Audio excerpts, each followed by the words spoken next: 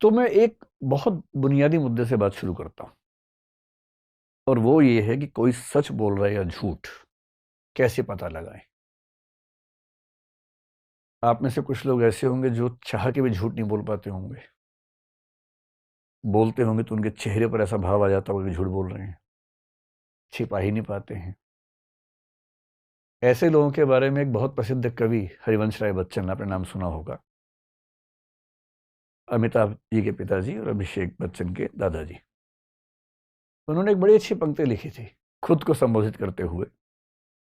गर छिपाना जानता तो जग मुझे साधु समझता, शत्रु मेरा बन गया है छल रहित व्यवहार मेरा। यानी मुझे छिपाना नहीं आता।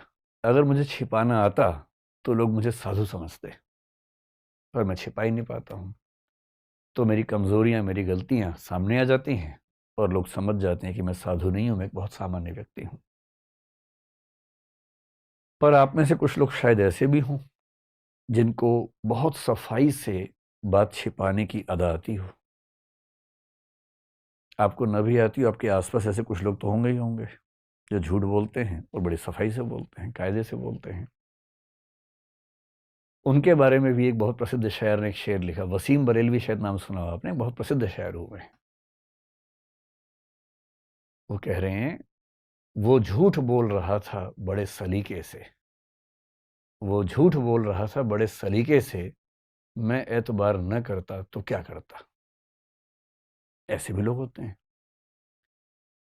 अब दिक्कत यह है कि हम जिस सोशल सेटिंग में हैं, जिस समाज में हैं, जिन संबंधों में हैं, हमारे बहुत सारे फैसले इस बात पे टिके होते हैं कि हमसे जो व्यक्ति बात कर रहा है वो सच बोल रहा है कि झूठ बोल रहा है। और ऐसी कोई मशीन तो है नहीं कि हम जान लें। तो फिर लोग क्या करते हैं? बहुत छोटा बच्चा झूठ नहीं बोलता है क्योंकि उसके पास झूठ बोलने की कोई वजह नहीं है, उसे झूठ बोलने की समझ भी नहीं है। बहुत छोटा बच्चा जब झूठ बोलना सीखता भी है तो पकड़ा जाता है क्योंकि उसको झूठ बोलने की अदा नहीं आती है। सूरदास के काव्य में एक बड़ा अच्छा प्रसंग है जिसको यूं समझिए कि कृष्ण जी ने मक्खन खा लिया है। उनकी माँ को पता लगा कि मक्खन गायब हो गया है। माँ ने बच्चे से पूछा, बेटा मक्खन गायब हो गया, तुमने तो नहीं लिया? कृष्ण जी के मुंह पे मक्खन लगा हुआ है, चेहरे पे, नाक पे, सब जगह लगा हुआ है, और बड़ी मासूमियत से कह रहे हैं, नहीं मम्मी मुझे तो नहीं पता मक्खन कहाँ चला गया।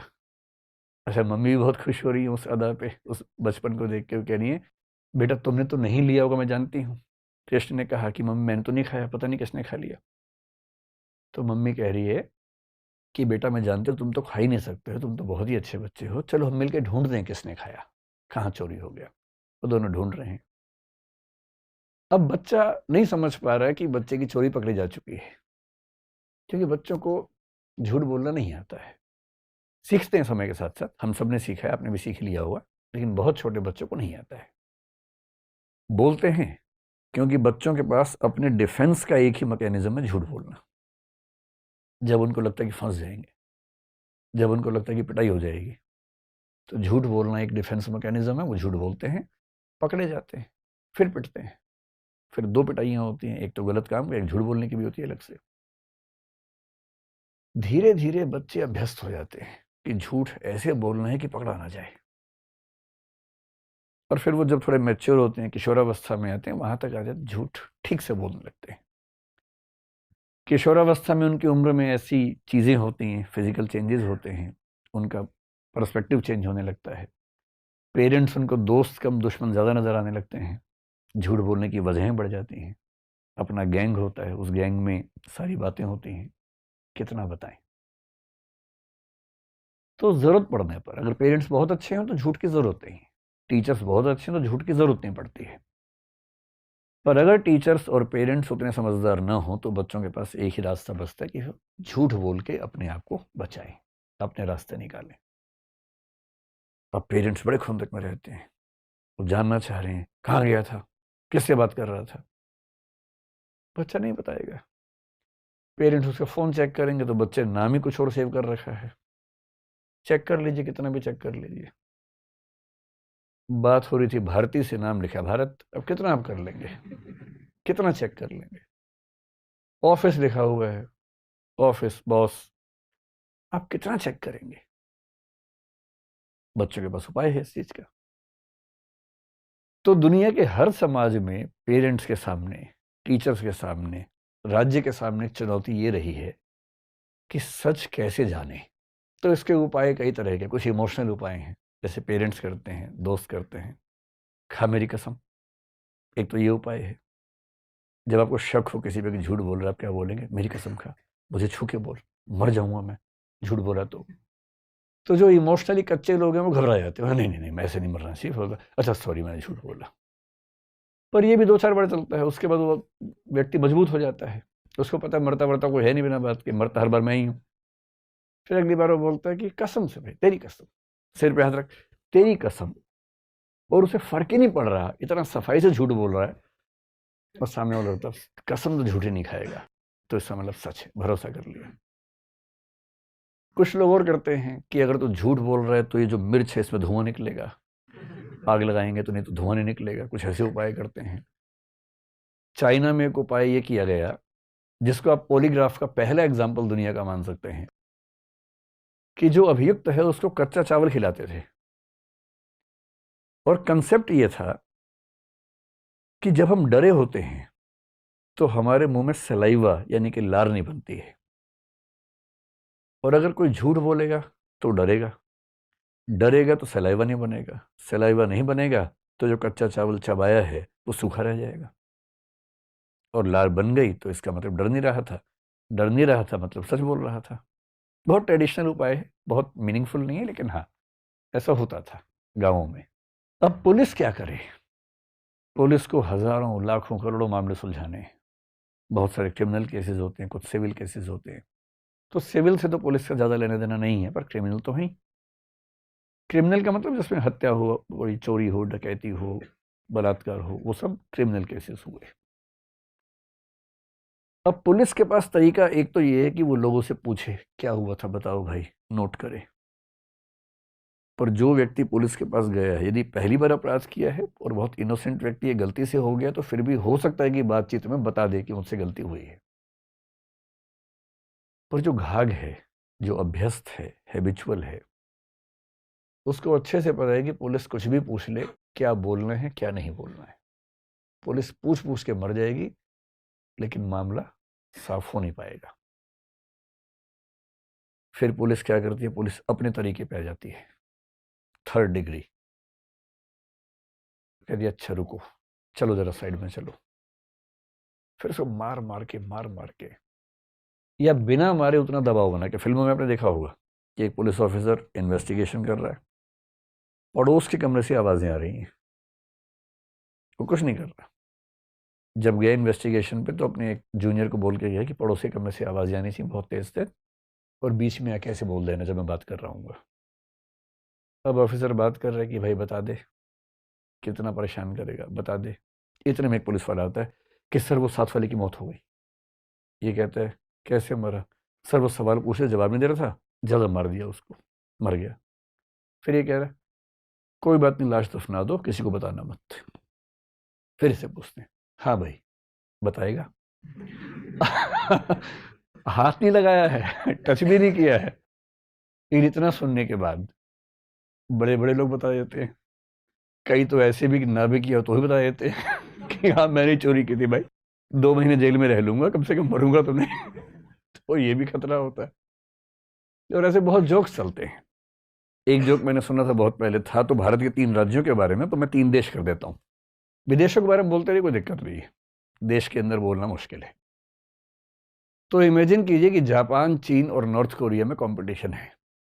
एक व्यक्ति गुम हो गया है, उसे ढूंढना है पुलिस को। पहले जापान को चांस मिला, जापान ने 7 दिन लगा दिए। कैसे किया? सारे सैटेलाइट, उसका फ़ोन ट्रैक किया, और जो उसकी लोकेशन से वो सब ट्रैक करके फिर पूछताछ करके आखिरकार उसको ढूंढ लिया। करीब 6-7 दिन लग गए। चाइना ने कहा ये कोई तरीका हुआ, हम तो बहुत जल्दी कर देते हैं। फिर चाइना के पास केस गया, उसने 2 दिन में ढूंढ लिया। तो कैसे ढूंढा? जो आदमी गुम हुआ था उससे सारे रिश्तेदारों को उठवा लिया, और रिश्तेदारों को बंद करके इतना पीटा कि नहीं बताओगे तो मार देंगे। अंत में किसी ने बता दिया, ढूंढ के लिए 2 दिन में हो गया काम। फिर केस नॉर्थ कोरिया गया। नॉर्थ कोरिया ने 1 घंटे में सॉल्व कर दिया। कैसे किया? तो जो आदमी गुम हुआ था उसका नाम ली था मान लीजिए, तो ली गुम हुआ, कंप्लेंट हुई कि ली गुम हो गया है, ली की फोटो देखी, उसी शक्ल का आदमी ढूंढा एक और, उसको पकड़ा, खूब कस के पीटा, वो बोल तू ली है, बोल तू ली है, और 2 घंटे बोला हाँ मैं ली हूं, और कैमरे के सामने दिखा दिया कि ली पाया गया, इसकी शक्ल थोड़ी बदल गई है पर यह है ली ही, इसी से पूछ लो। वो बोला हाँ मैं ली हूं, क्योंकि उसको पता वरना पीटूंगा और ज्यादा। तो इन्वेस्टिगेशन के प्रोसेस में 3rd डिग्री का मतलब ये होता है कि किसी को मार पीट के या बिना मारे पीटे ऐसा दबाव बना के जिस दबाव को वो झेल ना पाए। कभी कभी ये भी होता है कि पड़ोस की जगह से आवाज़ ये नहीं आती कि मर गया, फिर क्या होता है किसी से पूछते हैं कि देख भाई बता दे, कह रहे सर मैंने कुछ किया ही नहीं। चल कोई बात नहीं। इतने में एक आदमी आके बोलता है कि सर इनके पेरेंट्स को और बच्चों को उठवा लिया है, क्या करना है? और वो जो सुल्तान नाम का कसाई है उसके पास भेज दिया है, मरवा दें अभी रखना जिंदा शाम तक। अब ये कह रहा है कि 1 घंटा रुको अभी फिर देखते हैं। ये कह रहा भाई बता दे, नहीं बताएगा। फिर उसको बोलते हैं यार 1 घंटे में अगर ये बता दे तो ठीक है, वरना पूरा खानदान साफ कर देना। करेगा नहीं, लेकिन उस समय उस व्यक्ति को लगता है कि मैं खत्म, परिवार खत्म। पुलिस को शौक नहीं है ये सब करने का। पुलिस के ऊपर दिक्कत ये है कि इतने केसेस हैं, सॉल्व ना करे तो टीवी चैनल अखबार पीछे पड़ जाते हैं कि कैसी पुलिस है, कोई काम नहीं करती है। सॉल्व करने के जो वैध तरीके हैं वो उनके लिए बहुत यूजफुल नहीं है, दबाव उनके ऊपर बहुत ज्यादा है। और इस वजह से एक संकट हमेशा रहता है कि हम किसी आरोपी से, किसी एक्यूज से, किसी गवाह से सही बात कैसे पूछें। और 20th सेंचुरी में, 19th सेंचुरी के अंत से कहना चाहिए, कमाल होना शुरू हुआ तकनीक के क्षेत्र में। और ऐसा कमाल हुआ कि अब हम किसी व्यक्ति से सही बात जान सकते हैं, इसके बावजूद कि वो बताना नहीं चाह रहा। और ऐसी तकनीकें बहुत सारी हैं। 3 प्रमुख तकनीकें हैं जिन पर आज हम बात करेंगे। उनमें से एक तकनीक का नाम है पॉलीग्राफ, एक का नाम है नार्को एनालिसिस और एक का नाम है ब्रेन मैपिंग। तो पहले थोड़ा समझते हैं कि ये क्या है, फिर अंत में इस मामले में आएंगे कि इनको कंपल्सरी करना ठीक रहेगा या नहीं रहेगा, इनकी जो एडमिसिबिलिटी है, इनको एविडेंस के तौर पर मानना वो अपने आप में ठीक है या उसमें कुछ खतरे हैं, वो सब बातें उसके बाद समझेंगे। तो 3 तकनीक हैं, और इन तकनीकों को अगर हमें समझना हो कि कौन सी तकनीक है,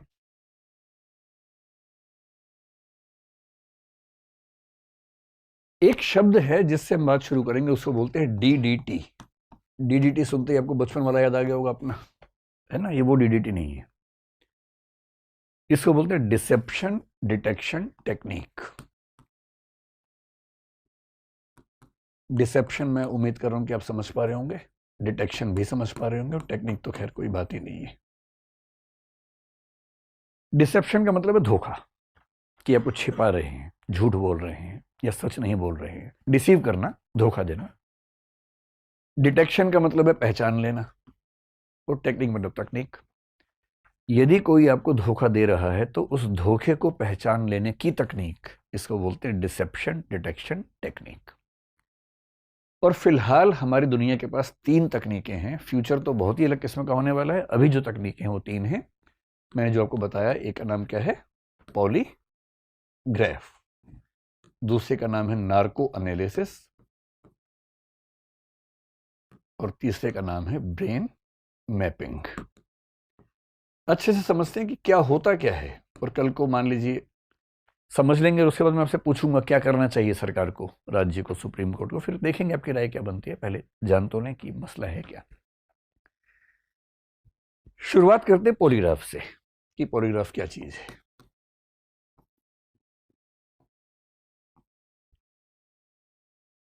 पॉलीग्राफ के लिए एक शब्द आपने और सुना होगा, उसको बोलते हैं लाई डिटेक्शन टेक्निक।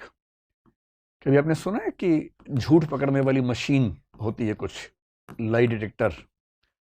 तो लाई डिटेक्टर को ही बोलते हैं पॉलीग्राफ। पॉलीग्राफ उस मशीन का नाम है जो झूठ पकड़ती है, इसलिए सामान्य भाषा में बोलते हैं झूठ पकड़ने की मशीन या लाई डिटेक्टर।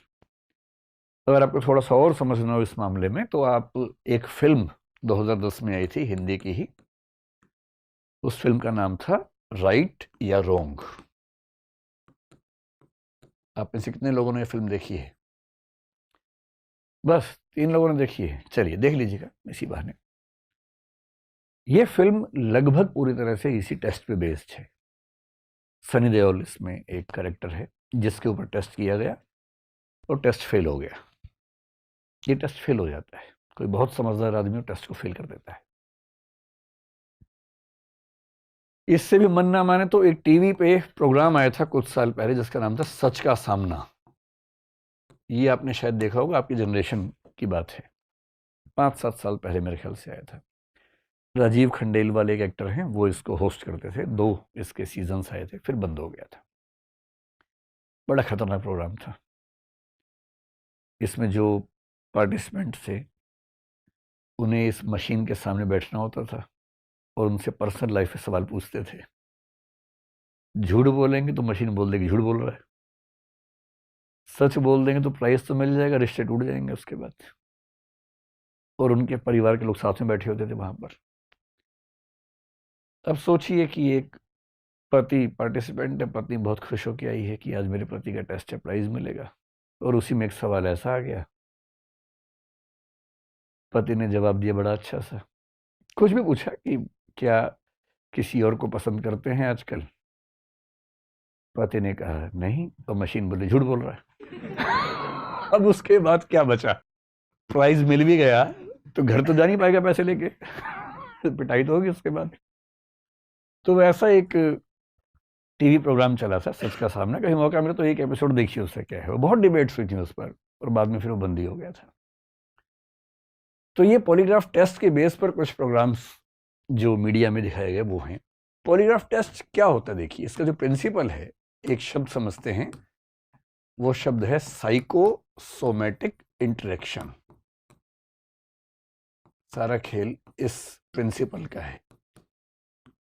साइकोसोमैटिक शब्द बहुत पॉपुलर है साइकोलॉजी में, कोई मुश्किल चीज नहीं है। मुश्किल शब्द बड़े आसान होते हैं अगर उसका मतलब समझ लें तो। साइकोसोमैटिक का मतलब है, साइको मतलब जो चीज मन में शुरू होती है, सोमैटिक मतलब जिसका असर शरीर पे भी चला जाता है। फिलॉसफी की दुनिया में, अभी साइकोलॉजी की बात करेंगे, बहुत लंबे समय से एक डिबेट रही है कि जो हमारा सिस्टम है, हम जो एक ह्यूमन बीइंग है, हम क्या हैं बेसिकली? क्या हम शरीर हैं? कुछ कहते हैं नहीं, शरीर तो बदलता रहता है, मर भी जाता है, पर आत्मा स्थायी रहती है। आत्मा है या नहीं है तो कैसी है, इसका प्रमाण तो कुछ है नहीं, ये तो एजम्पशंस है, मान्यताएं हैं। अधिकांश धर्म मानते हैं इस चीज को, कई दार्शनिक मानते हैं, पर आत्मा को किसी ने देखा तो नहीं है, साबित तो नहीं किया है, वो तो एक एजम्पशन है। तो कोई कहता है कि नहीं, हम आत्मा हैं, हम शरीर नहीं हैं। कोई कहता है कि शरीर भी है, आत्मा भी है, इनके बीच में एक इंटरेक्शन होता रहता है, जैसे डेकार्ट एक फिलोसोफर ने कहा। भारत में आमतौर पर माना गया कि हम शरीर नहीं हैं, हम आत्मा हैं। शंकराचार्य ने कहा, कई लोगों ने कहा। इस पर कभी डिस्कस करेंगे कि आत्मा और चेतना को लेकर जो लेटेस्ट टेक्नोलॉजिकल डेवलपमेंट्स हैं, रिसर्चेज हैं, वो क्या संकेत कर रही हैं। बहुत इंटरेस्टिंग आजकल हैं चीजें ये वाली। और हो सकता है कि सभी धर्मों की मान्यताएं एग्जैक्टली साबित ना हो पाए अगर विज्ञान ने कुछ और एक्सपेरिमेंट्स उस रास्ते पे कर लिए तो। और विज्ञान और धर्म का झगड़ा सदियों से चल रहा है। धर्म की मान्यताएं होती हैं, विज्ञान उनमें से कुछ को साबित कर देता है, कुछ को खारिज कर देता है, ये सब चलता रहता है, नॉर्मल बात है। तो साइकोसोमैटिक का मतलब ये हुआ कि चेतना या मन में शुरू होने वाली कोई चीज यदि शरीर पे भी असर पैदा कर दे, उसको बोलते हैं साइकोसोमैटिक। जैसे जब आप चिंतित होते हैं, आपका मूड जब खराब होता है, मूड खराब होने की वजह क्या है? एक फीलिंग होती है। फीलिंग तो एक मन की बात है। जैसी मूड खराब हुआ एक फीलिंग की वजह से, वैसे ही आपका एक्टिव होने का मन नहीं करता, आपकी बॉडी पैसिव हो जाती है। लोग कहते हैं कि चलो घूम के आते हैं, नहीं यार मन नहीं कर रहा, मूड नहीं है, शरीर भी काम नहीं कर रहा। किसी को एंग्जाइटी होती है, बहुत चिंता होती है, तो चिंता के साथ बॉडी में कुछ कुछ वाइब्रेशंस होने लगते हैं। किसी को डिप्रेशन होता है तो उसकी बॉडी एग्जैक्टली काम करना ही बंद कर देती है। इसका मतलब मन में होने वाली समस्याएं हमारे शरीर पर भी असर डालती हैं। इसको बोलते हैं साइकोसोमैटिक इंटरेक्शन।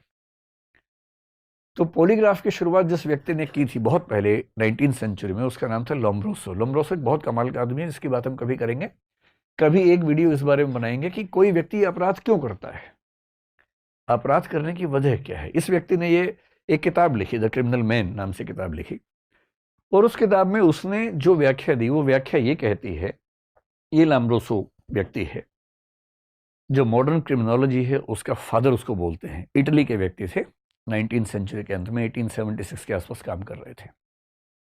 इटालियन में किताबें लिखी, उस इटालियन की जो सबसे प्रसिद्ध किताब है लुओमो डेलिंक्वेंटे, इटालियन भाषा में, उसका इंग्लिश अनुवाद है the criminal man. Criminal man इस किताब का नाम है। उन्होंने एक थियरी दी, और थियरी ये दी कि डार्विन का नाम सुना आप लोगों ने? डार्विन ने 1859 और 1871 में 2 बुक्स लिखी थी, और ये 1876 में लिख रहे हैं, उनके 5 साल के बाद लिख रहे हैं। तो उस समय डार्विन का ऐसा प्रभाव था कि यूरोप के सभी चिंतक डार्विन के दीवाने थे, ये भी दीवाने थे। डार्विन ने बताया था कि इवोल्यूशन होता है, उद्विकास होता है।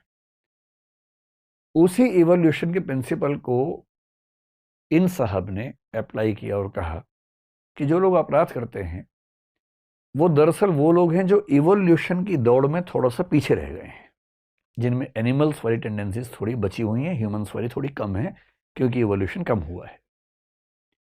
इतना ही नहीं, 4000 अपराधियों का अध्ययन किया, 400 डेड बॉडीज का अध्ययन किया, उनके चेहरे के जितने फीचर्स हैं उनके बहुत सारे अनुपात निकाले कि नाक का साइज कितना है, आँख का साइज कितना है, उन सब के बहुत सारे रेशो निकाले, उन रेशोज के बेस पे व्याख्याएं की, और कहा कि जो इंसान का स्ट्रक्चर है 3 तरह का होता है, एक एक्टोमॉर्फ होता है, एक एंडोमॉर्फ होता है, एक मेसोमॉर्फ होता है। एक्टोमॉर्फ जो बहुत पतले और लचक वाले व्यक्ति हैं, एंडोमॉर्फ जो भारी भरकम और गोल किस्म के लोग हैं, और जो अपराधी हैं वो मेसोमॉर्फ हैं, जो लंबे हैं, गठा हुआ शरीर है और कुछ खास फीचर्स बताए, नाक कैसी होगी। आगे चल के ये भी बता दिया कि चोर का स्ट्रक्चर कैसा होगा, डाकू का कैसा होगा, रेपिस्ट का कैसा होगा, मर्डर का कैसा होगा, उन सब के स्ट्रक्चर्स बता दिए, और बहुत सारे चित्रों के साथ बताया। अगर आप चित्र देखना चाहें तो ये उनकी किताब के कुछ चित्र हैं। इस हद तक व्याख्या की। और आजकल जो व्याख्या चल रही है वो तो और खतरनाक व्याख्या चल रही है। जैसे कल ही मैं एक रिसर्च पढ़ रहा था, एक व्यक्ति एक स्कूल में टीचर था और उसकी हरकतें थोड़ी सी खराब थी स्कूल के बच्चों के साथ, तो उसको जेल हो गई। उसके घर में एक गोद ली हुई बेटी भी थी, तो वो भी चिंता थी सरकार को। जैसे जेल गया तो उसको तबीयत खराब हुई, चेकअप हुआ, एमआरआई हुआ, और पता लगा कि उसके ब्रेन में एक नस है जो दबी हुई है और वो प्रेस हो रही है लगातार। छोटी सर्जरी हुई, वो नस ठीक कर दी गई, और जैसे ही ठीक किया उसका आपराधिक व्यवहार खत्म हो गया, एकदम नॉर्मल ह्यूमन बीइंग हो गया एकदम, हर जगह ठीक से। उसको याद भी नहीं कि वो क्या करता था। सरकार ने स्टडी की और फिर उसको छोड़ दिया कि इसमें कोई खतरा नहीं है, वो अपने घर पे रहने लगा, काम करने लगा, एकदम ठीक हो गया। 6-8 महीने बाद फिर वो इंसान सोने लगा, फिर चेकअप हुआ, देखा फिर से वो एक ट्यूमर जैसा हिस्सा उसकी उस नस को प्रेस कर रहा है। और तब एक व्याख्या ये आने लगी, कहीं ऐसा तो नहीं कि हम अपराध इसलिए करते हैं क्योंकि हमारे ब्रेन में कुछ डिस्फंक्शन हो गया है, और यदि ब्रेन में डिस्फंक्शन है तो वो बेचारा कहाँ जिम्मेदार हुआ, वो तो उसके ब्रेन की जो एनॉमली है वो जिम्मेदार हो गई। बड़ी व्याख्याएं हैं। कोई बोलते हैं सोशल रीजंस हैं अपराध के, कोई बोलते हैं इकोनॉमिक रीजंस हैं, जैसे मार्क्सिस्ट लोग बोलते हैं आर्थिक वजह होती हैं अपराध के पीछे। कुछ लोग मानते हैं कि नहीं, व्यक्ति अपनी चेतना से अपराध करता है, वो जिम्मेदार होता है क्योंकि उसके पास एक फ्रीडम ऑफ कॉन्शियंस होती है, ये जिसको आप एक शब्द सुना होगा, संकल्प स्वातंत्र होता है, फ्रीडम ऑफ विल होती है। ये बहुत डिबेट्स हैं, इन पर कभी और बात करेंगे विस्तार में। अब ये समझिए कि इस लोम्ब्रोसो नाम के आदमी ने पहली बार एक मशीन बनाई जिसको आप पॉलीग्राफ का बहुत इनिशियल एग्जाम्पल मान सकते हैं। एक ग्लव बनाया, दस्ताना बनाया, जो अभियुक्त होता था उसको दस्ताना पहनाते थे, पानी में हाथ डालते थे, क्वेश्चंस पूछते थे। थियरी सिर्फ इतनी सी थी कि अगर ये झूठ बोलेगा तो उसका बीपी कम हो जाएगा, और ब्लड प्रेशर नापते थे। बहुत ऑथेंटिक नहीं था, लेकिन पहला प्रयास उस व्यक्ति ने किया। उसके बाद 1915 में अमेरिका में एक व्यक्ति थे मार्स्टन नाम के, उन्होंने प्रयास किया। फिर 1921 में एक लार्सन नाम के आदमी अमेरिका में पुलिस के थे, उन्होंने बहुत प्रयास किया और करते करते बहुत डेवलप करने के बाद आज जो पॉलीग्राफ होता है, आज के पॉलीग्राफ में 3-4 चीजें हम लेके चलते हैं। ये पॉलीग्राफ हो रहा है एक महिला का। मेन प्रिंसिपल क्या है? Psychosomatic interaction. हम पूछेंगे सवाल, और बुनियादी प्रिंसिपल है कि जब हम झूठ बोलते हैं हम थोड़े से अनईजी होते हैं, थोड़ा घबराते हैं, बेचैन होते हैं। सच बोलना सबसे बढ़िया होता है। सच बोलने में आपको याद नहीं रखना पड़ता क्या बोला है, कहाँ बोला है। झूठ बोलने वाले की मेमोरी बहुत शार्प होनी चाहिए, वरना आप 50 झूठ बोलेंगे, 51वीं जगह कॉन्ट्रडिक्शन कर देंगे, वैसे फंस जाएंगे। झूठ बोलना बड़ा मुश्किल और बड़ा गलत काम हो जाता है। तो जब हम झूठ बोलते हैं हमें थोड़ी सी बेचैनी होती है। तो बेचैनी से क्या क्या होगा? हमारा बीपी बढ़ेगा, हमारी जो सांस की गति है, रेस्पिरेशन है, वो बढ़ेगा। फिर ये भी हो सकता है कि उस समय हमें पसीना ज़्यादा आने लगे, स्वेटिंग होने लगे। यहाँ तक हो सकता है कि जो हमारे स्किन है, स्किन पे जो इलेक्ट्रिकल एक्टिविटी है, उसकी जो प्रवृत्ति है, हमारा पूरा शरीर इलेक्ट्रिकल एक्टिविटी से चलता है, इसको हम आगे समझेंगे भी थोड़ा सा, वो चेंज हो सकती है। आप आँख से आँख मिला के बात नहीं कर पाते हैं झूठ बोलते हुए, इसलिए जो आम लोग करते हैं वो आई कांटेक्ट से समझते हैं कि सच है कि झूठ है, चेहरे के भाव से समझते हैं। फिर आप सच बोल रहे हैं पर आराम से बात करेंगे, झूठ बोलते हुए आपका बॉडी मूवमेंट कुछ कुछ होने लगेगा क्योंकि आप असहज हैं उस समय। इन सारे प्रिंसिपल्स को मिला के ये तय किया गया कि हम 3-4 एक्टिविटीज को जज करके समझ सकते हैं कि आदमी झूठ बोल रहा है कि सच बोल रहा है। ये जो मशीन है इसमें क्या क्या है, इसमें आप देखेंगे कि एक तो अगर आप ध्यान से देख पाए, यहाँ इसकी 2 उंगलियों में कुछ लगा हुआ है। ये जो उंगलियों में है इसको बोलते हैं इलेक्ट्रोड। और इलेक्ट्रोड क्या होता है आपको आइडिया है ही, जो इलेक्ट्रिक सिग्नल्स को कन्वे करने या रिसीव करने के इंस्ट्रूमेंट्स होते हैं, डिवाइसेस होती हैं। इससे क्या होता है? इससे ये पता लगता है कि जो स्किन है, जब कोई झूठ बोलेगा उसकी स्किन की इलेक्ट्रिकल एक्टिविटी चेंज होने लगती है। तो इससे ये पता लगता रहता है कि इसकी स्किन की इलेक्ट्रिकल एक्टिविटी अब कैसी है, पिछले सवाल में कैसी थी, अगले सवाल में कैसी हुई, उसको हम नोट करते हैं।